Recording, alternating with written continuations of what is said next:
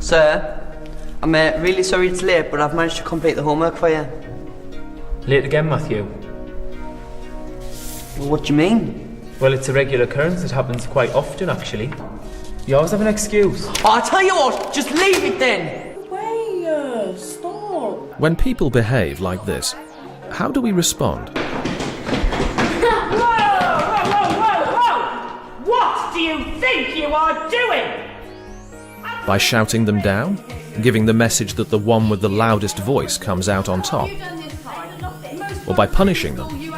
Or by concentrating solely on what has happened and ignoring the reasons why it has happened? Or is there a better way? One which doesn't merely ask who is to blame and what should the punishment be, but one which explores causes, feelings, effects. One which asks rather different questions, such as what happened? Who has been affected?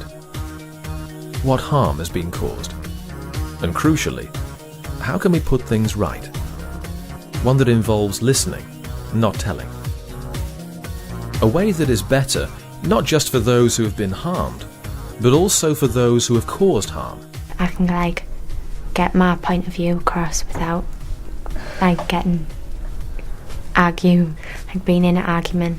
We all understood how we all felt. And which aims to stop it happening again. A way that means a line can be drawn under the incident and everyone can move on. It's enabled us for staff, I think, to feel heard and to actually feel that problems are resolved rather than just punished.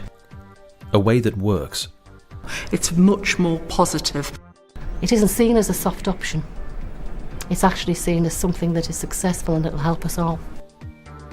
Some of the ideas behind a restorative approach have been around for some years. For example, reconciliation between offenders and victims was first tried in Canada back in 1975. This approach proved to be so successful that it led to other victim-offender projects in Canada and the United States. And in the next few years, victim-offender mediation was tried in some European countries with encouraging results. Another element of a restorative approach is restorative conferencing, bringing together those directly involved in an incident with people who've been affected by it, in the company of their family members or people from the community. This approach has its roots in New Zealand. Maoris believe that when someone commits an offence, it impacts on the family and the wider community. They also believe that the whole community must be accountable for what has happened and be involved in finding a way forward. Since then, many schools throughout the country, infant, primary, secondary, special schools and pupil referral units, have benefited from adopting a restorative approach. When I read the material about restorative approaches, I realised that it was something that really fitted with my own personal ethos and my beliefs. And I knew through my own experiences of conflict and resolving problems in my own life that it was certainly something that I could see would really empower children and staff. Over the years, we've then trained every year. We've trained at least 3 members of staff, and we're very blessed that those staff have stayed at the school, and so those experiences are shared through inset, through day-to-day experience. You think it's going to be time-consuming, but actually the time-consuming side of things was the more negative approaches to managing conflict or exclusions or detentions. They take up far much more time than actually taking the time to resolve a problem. It's meant that we've been able to free up people's time to concentrate on learning. My school is in a very challenging setting. There are children with a high percentage of children with special needs, children with difficulties with managing their behaviour, and despite the challenges we may have faced implementing it, without a doubt you can see the difference it's made to the community.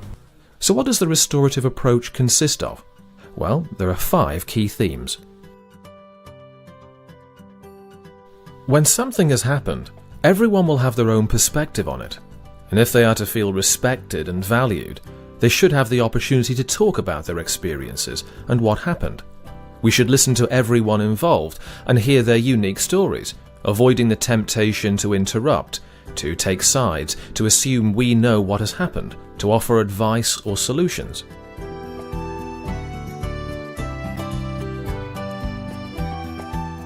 It's important to fully understand what people were thinking when an incident occurred, because their thoughts would have influenced their feelings, which in turn would influence their behaviour. So we need to find out what was going on inside their head.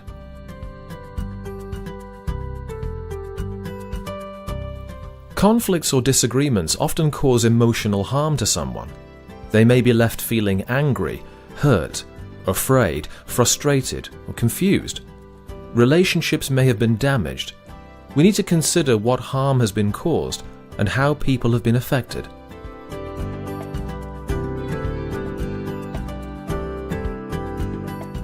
What are the needs of both parties in a conflict? They will both have them, and their needs may be quite similar, but until those needs are identified and shared, it's difficult to decide on appropriate strategies to repair the harm and rebuild relationships.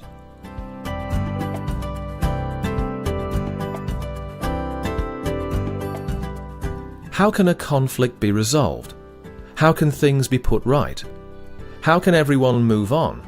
The people who are best placed to provide the answers are the people involved. Having shared what they all need, people can then be invited to work together to identify strategies that will meet those needs, coming up with a way forward that will satisfy everyone. Their conflict, their decisions, their solution. And the fact that they've been trusted to provide it can really benefit everyone concerned.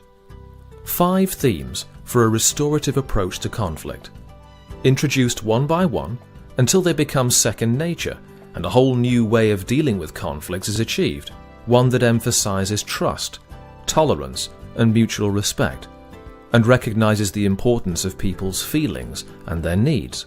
The whole restorative approach is based on the firm foundation of strong relationships and pro-social connections. In classrooms and in the staff room, people get used to meeting in circles, to identify what everyone needs from each other to give of their best, for example, or to check in of a morning. Maybe to review what happened in a previous lesson, either in terms of the learning or unresolved issues that may have arisen. Putting the restorative approach into practice requires everyone in the school using certain skills every day. The ability to show empathy and really listen to people. Acting impartially and not being judgmental. Respecting everybody's point of view. Enabling the people involved in a conflict to come up with their own solutions. Being compassionate. Showing warmth. And having lots of patience.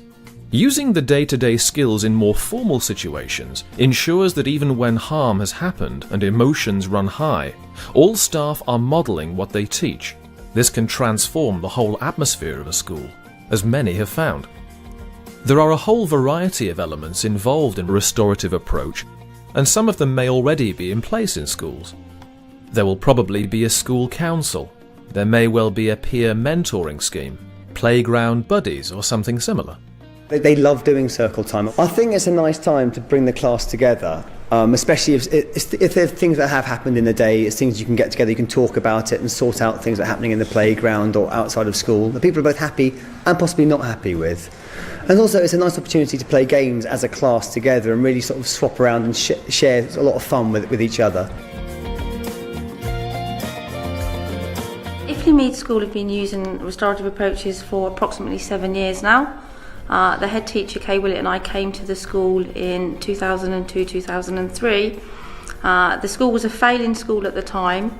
Half of the staff had left, and in fact any new initiative was welcome, anything to try to improve the standard of the school. We're using the SEAL initiative to support the restorative approach because they work very well together. And now all of the pastoral support workers in the school deliver SEAL circles to all our Key Stage 3 classes throughout the school. We use the SEAL approach, which is the social and emotional aspects of learning. And what we do with the students is bring them into the circle where they're together. We build on their self-esteem and confidence, make them feel comfortable in speaking out loudly, whereas in a table and desk setting they probably wouldn't talk at all. Starting off with the circle time, it helps bring them together as a team, as a group, which is what we try to sort of emphasise around the school, is that your class group is your class team. In terms of Every Child Matters, I mean, the one thing it does above anything else when you're using a restorative approach is it enables people to feel safe. And that's one of the, key outcomes, and everyone wants that for their child. I'm glad you've all agreed to come, and we know why we're here, don't we? We're going to focus on the environment in the classroom and see if we can take it from where it is now and look and see how we can make it a more positive and enjoyable classroom. To do this, we're going to look at your needs, we're going to look at Sir's needs, and we're going to look at everyone's needs as well. Boys, let me just stop you there for a moment, please. What's happening? What I'd like to do first is to come to you, Stephen, and ask you to help us understand the harm that's been caused. Talk a little bit about what happened. What were you thinking when she got you out? Mum's like, why did she get me out? I'm her best friend. What are you thinking about right now? I'm just thinking that if she doesn't stop it, it'll be hard to make friends again. Okay, and how are you feeling? A bit upset. So how were you feeling them at the beginning of PE? When things get boisterous, I feel sad just in case anyone gets hurt. I think it affects everyone. Now, do you think anyone's been affected in this?